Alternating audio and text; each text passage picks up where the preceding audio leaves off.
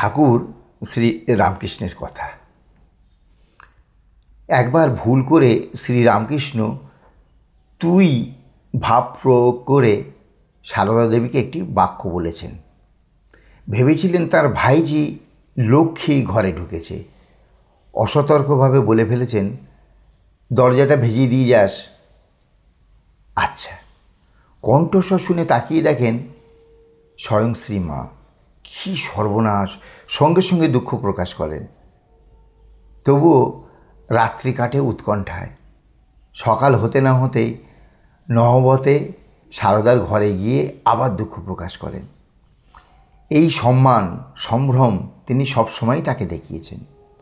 অন্যদেরও সতর্ক করেছেন, অবহিত করেছেন শ্রী মায়ের মহিমা সম্পর্কে। ভাগ্নের হৃদয় শ্রীরামকৃষ্ণের সেবা যত্ন করেছেন খুব, কিন্তু যন্ত্রণাও দিয়েছেন, তিনি সহ্য করেছেন। প্রক্ষান্তরে শ্রীমা সম্পর্কে সতর্ক করে বলেছেন, একে তুই তুচ্ছ তাচ্ছিল্য করে বলিস বলে ওকে তুই আর কোনো এমন কথা বলিস না। এর ভিতরে যে আছে সে ফোঁস করলে হয়তো রক্ষা পেলেও পেতে পারিস, কিন্তু ওর ভিতরে যে আছে সে ফোঁস করলে ব্রহ্মা বিষ্ণু মহেশ্বরও তোকে রক্ষা করতে পারবে না।